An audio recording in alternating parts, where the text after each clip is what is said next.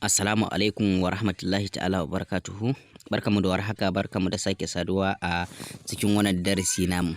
Yau shirin namu za mu yi bayani ne akan yadda za ka haɗa wayoyinka ko da sun kai guda 10 kana ɗaga kiran wayoyin da waya ɗaya. Misali za ka ga mutum yana da wayoyi da manya da ƙanana ya ajiye su a gabansa, ofis waya ta kai ko kira shi da wannan ya ɗaga, kira shi da wannan ya ɗaga. Wata babba ce ma ba ta da halin ɗagawa a kira, amma dole tunda yana da layin da ake kiransa akai zai ke ɗagawa da wannan. To akwai yanda za ka yi wanda wayoyin ko da sun kai 10 za ka sa musu numban da kake so kiran yana shiga ƙaramin wayanka mai daɗin kira, dukka kowacce aka kira kiran zai shigo maka kan wannan wayar taka ƙaramar. Sannan kuma ba ta ta'allaka iya wayoyinka kaɗai ba, har wayoyin wani za ka iya sa numban naka sai ya shigo kiran cikin wayarka. So misali kana da wani ƙani wanda baya jin magana, ka hana shi mu'amala da wane da wane, ko kuma wata ƙanwa ka hana ta mu'amala da wane da wane, ko kuma wata budurwarka ka ce ta maka ƙarya ba ta waya da kowa sai kai, za ka iya karɓan wayanta ita ma kai adin ɗin numbanka a kai. Sannan ita ma budurwa za ta iya gwada a wayan saurayinta, domin shi ma ko da mata ƙarya baya waya da wance ko baya waya da wannan, za ta iya ganin lambobin da yake mu'amala da shi. To amma mu abin da muke so mu koyar a cikin wannan darasin shine muna yi darasi ne ga wanda wayoyinsu sun wuce guda 1, 3 ko 4 ko fiye da haka, wanda zai adin ɗin numban a kowace waya domin kiran yana shiga mar kai tsaye a cikin ƙaramin wayarsa ta ɗaga kira. Kaga ba wahalan ɗaga kira, ba kuma yawan ɗaga wayoyi. Wata wayar ma tana gida amma za ka amsa kira da ta hannunka wacce ka fita da ita, kuma ko tafiya za ka yi ba sai ka ɗebi wayoyinka duka ba, guda ɗaya kawai wacce ka tabbatar ka ɗora layin kan wayar a kowace waya, ita kaɗai za ka ɗauka, saboda duk kiran da aka shigo sai direct zai shigo cikin wannan wayar ta hannunka, sai ka ɗaga ka ji wanne ne ke kira. Ga wanda yake da tambaya ko ba da shawara ko neman ƙarin haske zai iya tuntuɓa na Ibrahim Elsoni Jakusko. Ku ɗan dakace mu kaɗan, muna zuwa.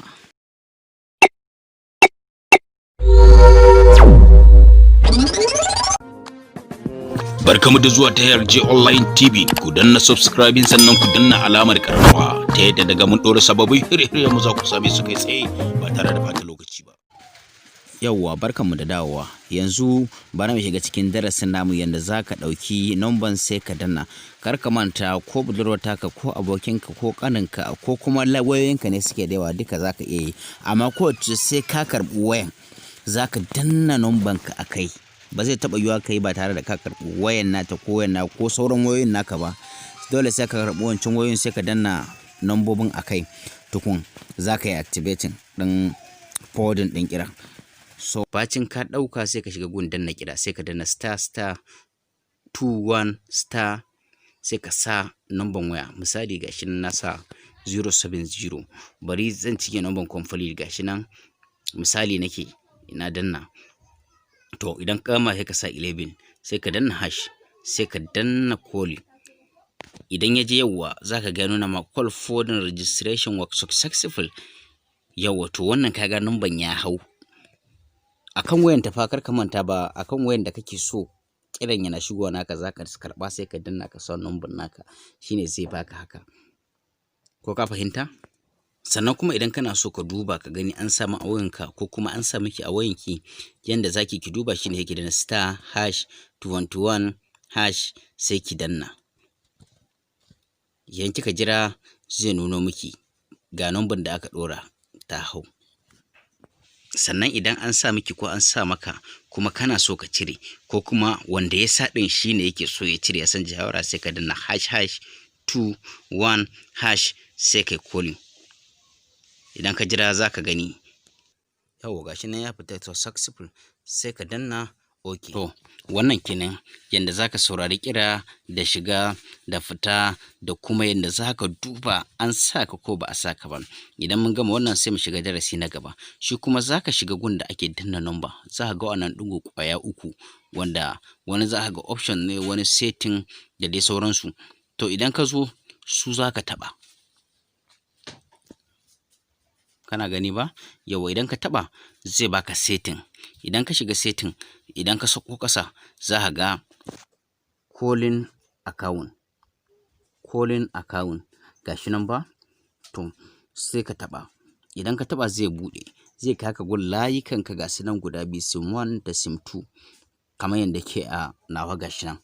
To idan ka tashi in kana so ka sa a sim 1 ne sai ka taɓa sim 1 za ka ga call forwarding za ka shiga sai ga call forwarding idan ka danna za ka ga voice idan ka shiga za ka danna zai jira tukun ya buɗe yanzu gashi ya buɗe a yawwa always forward to ga hinan always forward this number sai ka sa wannan number misali number ka kenan wannan ka karɓi wayanta ne ko wayan wanda kake so kana sanin mu'amalan da calling din sai kai gashi nan turn on in kai jira zai update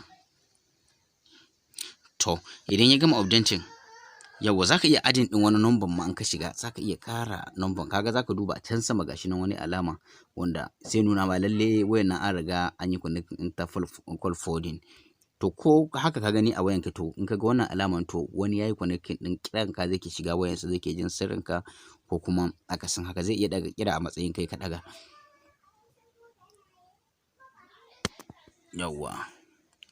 yawwa yanzu kuma misali yanda za ka yi ka cire kaga idan ka koma din nan sai ka danna off gashi nan shi ma idan ka jira zai updating to shikenan zai dawo off za ka gan su duk a rufe wannan akwai one not reachable ba shi kuma da one busy da dai sauransu wanda idan ko kana gun da ba service ko an kira ka tana busy za ta iya shiga online yawwa da fatan kun saurara idan darasin mu ya burge ku sai ku danna like sannan ku danna share kar ku manta da danna